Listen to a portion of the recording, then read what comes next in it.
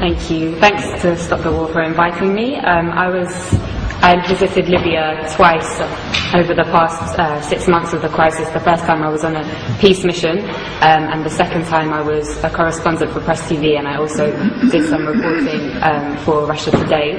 I left just after the so-called fall of Tripoli, and I was there during that horrendous week of the fighting in Tripoli.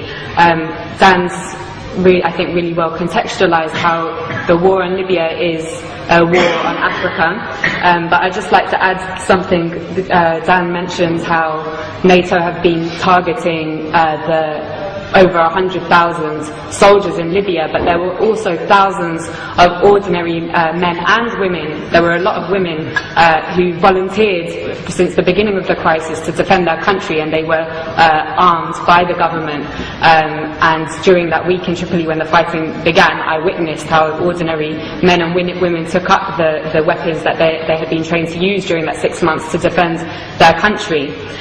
So I'm going to, as a journalist, I'm going to talk a little bit about the role of the media, and this has been an incredible media war. Dan alluded strongly to the criminalization of the Libyan government and Gaddafi.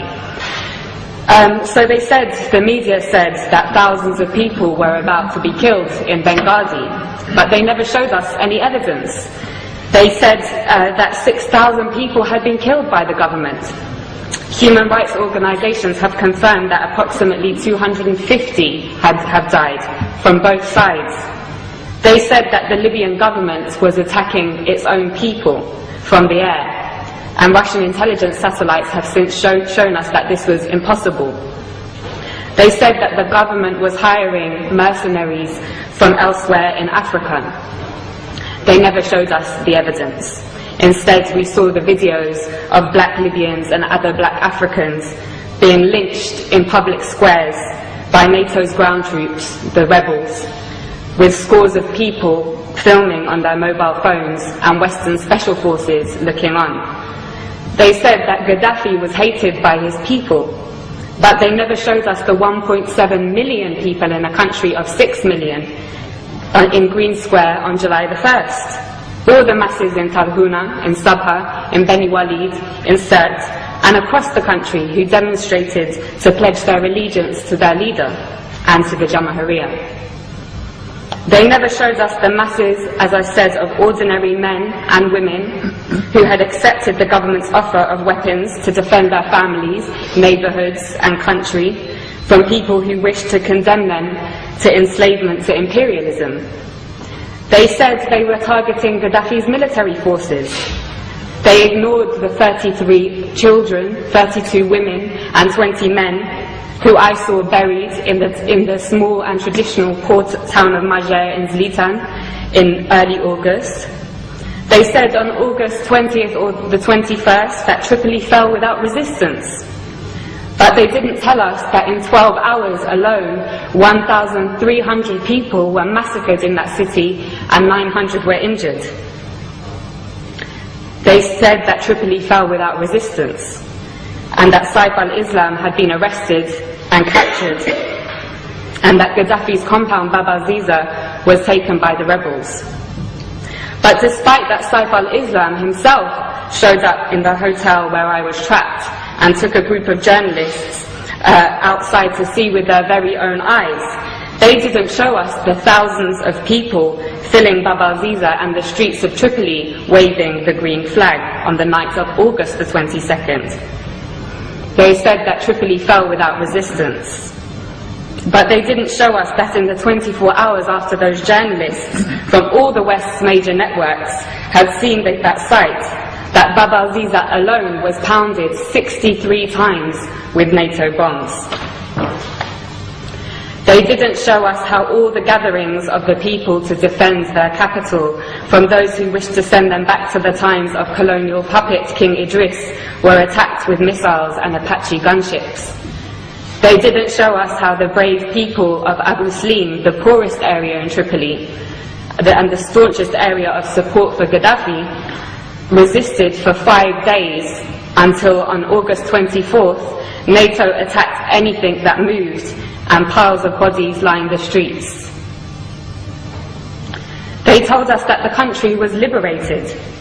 6 weeks later, the rebels have conceded that they won't be able to move their headquarters to the capital.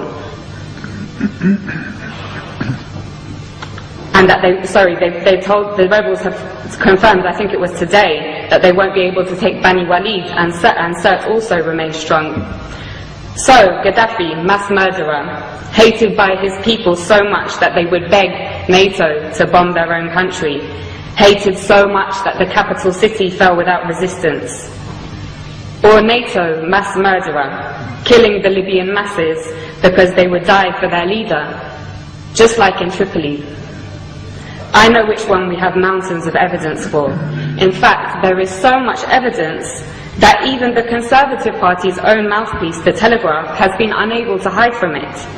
Amongst their numerous reports showing that the rebels lack the popular support that Gaddafi enjoys, one article published this week reported what I heard throughout my stay in Tripoli. A resident of Sirte, Susan Farjan, said, "We lived in democracy under Muammar Gaddafi. He was not a dictator. I lived in freedom. Libyan women had full human rights.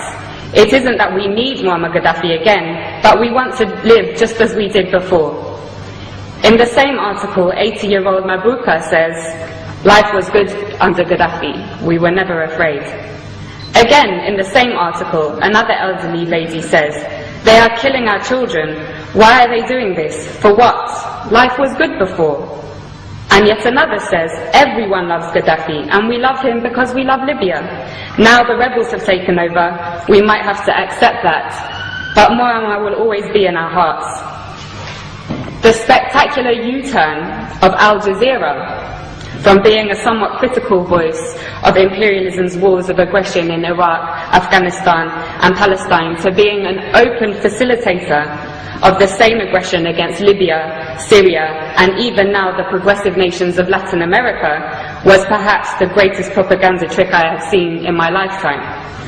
Co-opting the support of their faithful Arab viewers in the West, whose voices garnered particular prominence during the fashionable so-called Arab Spring, was an important move in order to get all progressive circles in the West to join in the essential criminalization of Gaddafi, when those very circles should have, in contrast, been elevating the status of the not-so-fashionable Libyan Jamahiriya and learning from it. Now all cards are on the table. Al Jazeera's Director General Wada Kanfar has resigned following the release of WikiLeaks cables, which revealed he has been taking orders from none other than the CIA. He has been replaced by a member of the Qatari royal family, which has been heavily engaged in the war against its fellow Arab brothers and sisters in Libya. But despite the role of Al Jazeera being clear as day now, it continues to get away with the same tricks of tugging on the liberal heartstrings of westernized audiences with its stories about how people in sovereign states of the global south's greatest tragedy is their lack of Western democracy, never mind that it has failed in the West.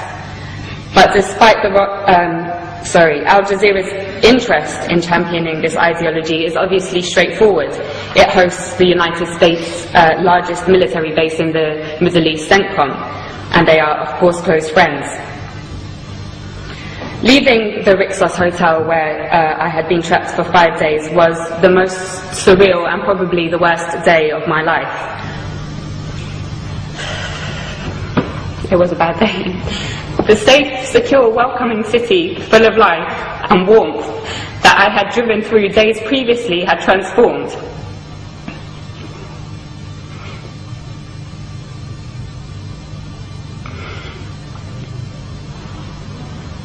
It lay in ruins, and you could not look in any direction without seeing guns or heavy weaponry.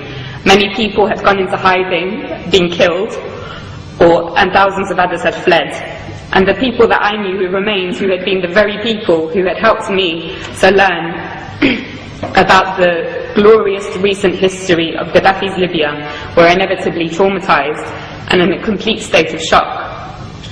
Libya reached a point, as Dan said, of having the highest standard of living in Africa, a high level of literacy, universal healthcare and free university education, a high status for women, in society and the greatest degree of equality for the large black population in the whole of North Africa and the Middle East. Those 40 years of revolutionary achievements have now been reversed. And for what?